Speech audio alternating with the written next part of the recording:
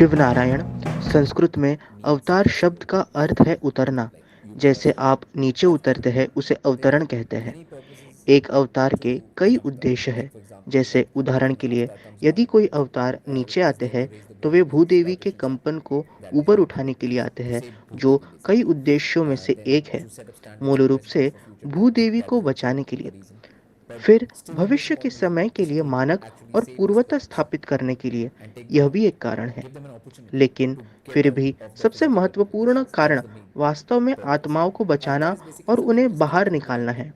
उन्हें एक अवसर देना है, अस्तित्व के भौतिक दायरे से बाहर निकलने के लिए।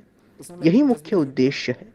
अवतार मूल रूप से ऐसे हैं जो दिव्य क्षेत्र से आ रहे हैं, भौतिक में आते हैं, लेकिन हर किसी की तरह है जब वे यहाँ हैं। ऐसा नहीं है सिर्फ इसीलिए कि वे दिव्य है, सब कुछ बस हो जाएगा। ऐसा नहीं होता है।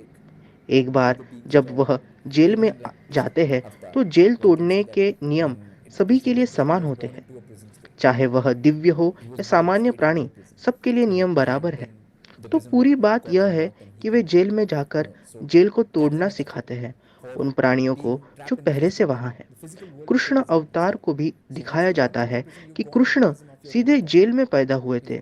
वे सीधे जेल में पैदा हुए थे और फिर जेल अपने आप खुल गई और वे बाहर आए।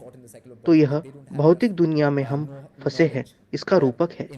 भौतिक दुनिया ही जेल है। एक बार जब अवतार जेल में चले गए तो वे अपनी मर्जी से जेल में चले गए हैं।